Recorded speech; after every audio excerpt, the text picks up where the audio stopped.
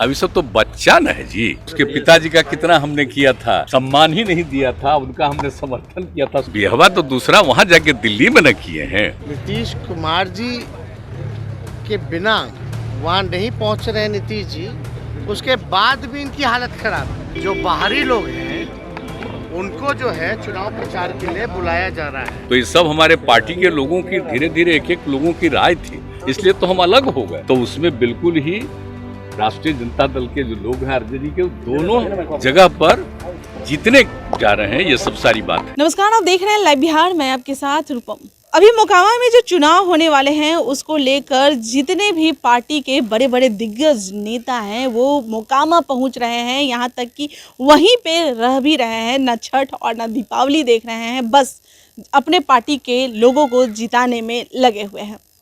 चलिए, कल तेजस्वी यादव मोकामा पहुंचने वाले हैं और उसके एक दिन पहले आज चिराग पासवान वहां पर पहुंचे। लेकिन तेजस्वी यादव मोकामा पहुंचने वाले हैं और चिराग पासवान आज पहुंचे हैं, उसको लेकर मुख्यमंत्री को खटक गई यह बात। जी हाँ, मुख्यमंत्री को यह बात खटक गई और खटकने की वजह से उन्होंने बहुत कुछ चिराग पासवान को सुना दिया।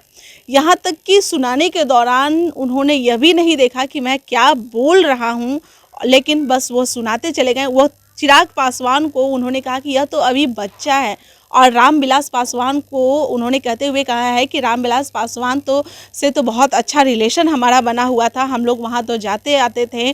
और उनकी शादी के बारे में भी कहा कि वो तो दूसरी शादी दिल्ली में जाकर किए थे ना, यानी कि चिराग पासवान के बारे में उन्होंने कहा कि यह दूसरी शादी उनका जो हुआ था, यानी कि दूसरी शादी के बाद जो बच्चे हैं वो चिराग पासवान के बारे में मुख्यमंत्री कह रहे हैं। फिर तेजस्वी यादव से भी बातें हुई। चलिए, आपको पहले मैं वह जो मुख्यमंत्री क्या कह रहे हैं और उप मुख्यमंत्री क्या कह रहे हैं, पहले वो आप सुन लीजिए। सवाल है, चिराग पासवान भाजपा के लिए प्रचार करने जा रहे हैं, जो बाइपोल होने जा रहा है बिहार में। सर, वापसी हो रही है क्या? तो है ही है उसका, वो तो ठीक ही कर रहा है, तो सही है। वो आपको मालूम नहीं है, वो हम लोगों के खिलाफ भी जो कैंडिडेट खड़ा किया गया था, तो कौन खड़ा करवाया था? तो सब तो जान ही रहे ना आप लोग। तो ठीक ही है, वो तो बहुत ठीक है। तो ये सब तो ठीक ही जगह पर चला जा रहा है, कब जा रहा है। तो लगता है कि बीजेपी को बहाना मिल गया आपसे अलग होने के बाद।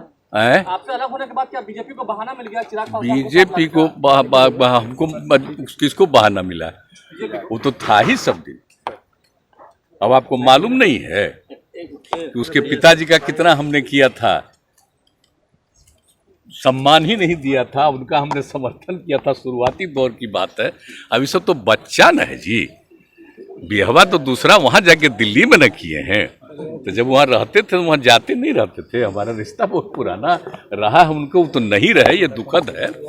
अब लड़का बच्चा जो भी बोल रहा है, अब फिर सब साथे आया था तो घूमता ही रहता था।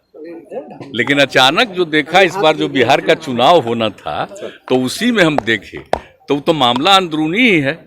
तो ये सब हमारे पार्टी के लोगों की धीरे धीरे एक एक लोगों की राय थी, इसलिए तो हम अलग हो गए।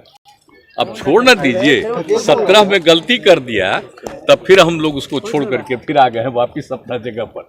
अब इसलिए कुछ नहीं, अब इसको बीजेपी दावा कर रही है कि दोनों सीट जीतने जा रही है, गोपालगंज और मोकामा। देखिए, ये तो जनता मालिक है, हम इस सब पर कुछ नहीं कहते हैं।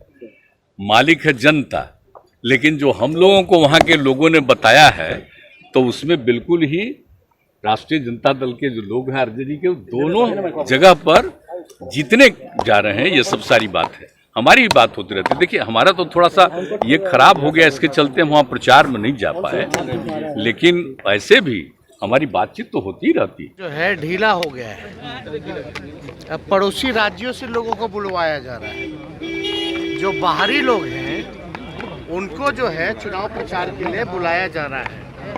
तो आप समझ सकते हैं ना, अब पता नहीं कौन कौन लोग आएगा, अब कौन कौन लोग प्रचार करेगा। सब लोगों का अपना अधिकार है, अपना प्रचार करता रहता है। यानी स्पष्ट हो गया कि हालत जो है एनडीए की वो नाजुक है, और जीतने वाले लोग नहीं हैं, ये स्पष्ट हो गया। इसमें कुछ आप जा रहे हैं मोकामा कल? आप कल जाएंगे?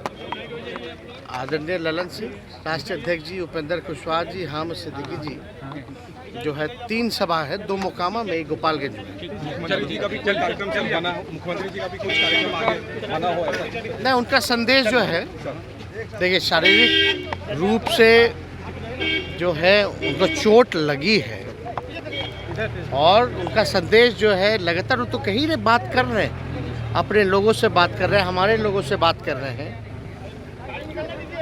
और संदेश भी कुछ देर बाद जो है वीडियो के माध्यम से भेज देंगे दोनों जगह के लोगों से, मतदाताओं से। लेकिन आप समझ जाइए ना, ये लोग नीतीश कुमार जी के बिना वहाँ नहीं पहुँच रहे हैं नीतीश जी, उसके बाद भी इनकी हालत खराब है, समझ रहे हैं। तो महागठबंधन जो है नीतीश जी उसका नेतृत्व कर रहे हैं और चुनाव ही महागठबंधन लड़ रहा है, तो इसमें कहाँ दो राय है। 40 नेताओं को उतारने के बाद क्या जरूरत पड़ गई बीजेपी को कि चिराग पासवान को लाना पड़ा? पहले 40 नेताओं को हालत उतारा। खराब है भाई, बोल तो रहे हैं पड़ोसी राज्य के भी कौन कौन लोग आ रहे हैं, सब लोगों को आपके प्रत्याशी पर कह रहे हैं कि मुकदमा दर्ज, आपके गोपालगंज के प्रत्याशी पर कह रहे हैं कि मामला छुपाने कह रहे हैं कि सरकार मुकदमा की दर्ज बात, फालतू की बात करे, जो करना है कुछ होता है इन लोगों से, कुछ दम है जो लोग कह रहा है, खाली डराता है, धमकाता है और अफवाह फैलाता है, सब अफवाह पार्टी है भाई।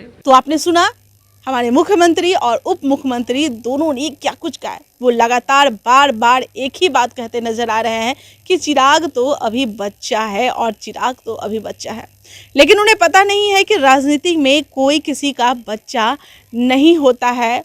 कब क्या होता है कुछ भी कहा नहीं जा सकता। अब आप लोग महागठबंधन की ही अगर हम बात कर ले, किसी को यह पता नहीं था कि जो जदयू है वह बीजेपी के सपोर्ट में थी और कब सरकार बदल जाएगी और महागठबंधन आ जाएगी, यह तो आरजेडी के लोगों को भी पहले से किसी को भी नहीं पता था। लेकिन यहाँ पर मोकामा में टक्कर है, दोनों तरफ से टक्कर है। नहीं तो अगर चिराग पासवान वहाँ नहीं जाते तो आखिर मुख्यमंत्री को यह बात क्यों खटक जाती।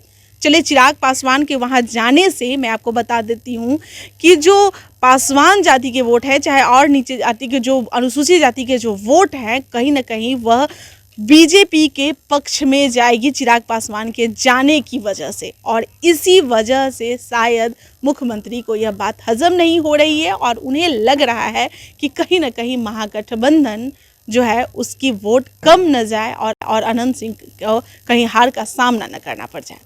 चलिए, और भी खबरों के लिए बने रहें लाइव बिहार के साथ। धन्यवाद। लाइव बिहार यूट्यूब पर सब्सक्राइब और फेसबुक पर लाइक जरूर करें।